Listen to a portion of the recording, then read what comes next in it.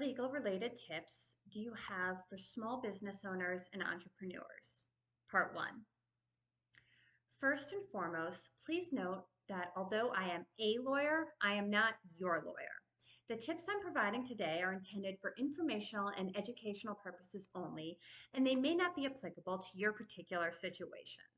In fact, while I'm intentionally going to try to keep these tips general so that they'll be potentially relevant and useful to the widest number of people, you should always consult with a licensed attorney who is familiar with your unique circumstances and goals.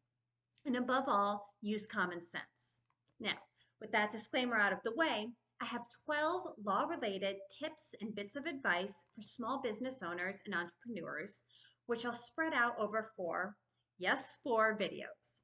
The first 3 tips for today. First, the LLC structure is your friend. I recommend the limited liability company structure over a traditional corporation or an Inc. or a partnership, an LP, for almost all of my clients. LLCs offer all of the liability protection of a corporation. That is, the owner generally is not personally liable for the company's debts.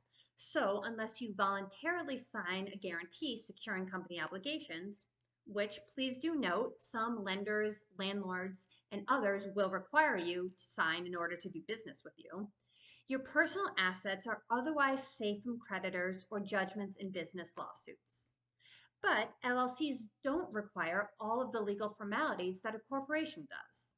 In fact, they provide a great deal of flexibility as to management structure, record keeping, profit distribution, and more.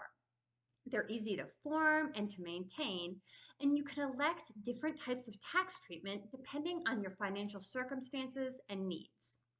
A lawyer can help you navigate these issues, of course, and help you make an informed decision based on your individual needs and goals. But the LLC works very well for most people. Next, register your business in your home state. There's a very common misconception that registering your entity in Delaware is the best, no matter where you reside or where your business operates, because it's beneficial for tax reasons or otherwise somehow vaguely advantageous. I'd like to clear this up. Now, again, my videos are directed primarily at small and medium-sized business owners. The potential tax advantages of forming a Delaware entity really only adhere if you're a much larger company with a complex structure and plans to go public, or if you face a lot of complex business litigation matters and you want to take advantage of Delaware's Chancery Court. But if you're a very small business owner, barring extremely unusual circumstances, these considerations probably don't apply.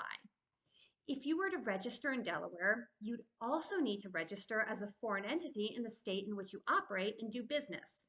This means you'll incur additional costs, paperwork, and compliance time spent registering and maintaining entities in 2 different states.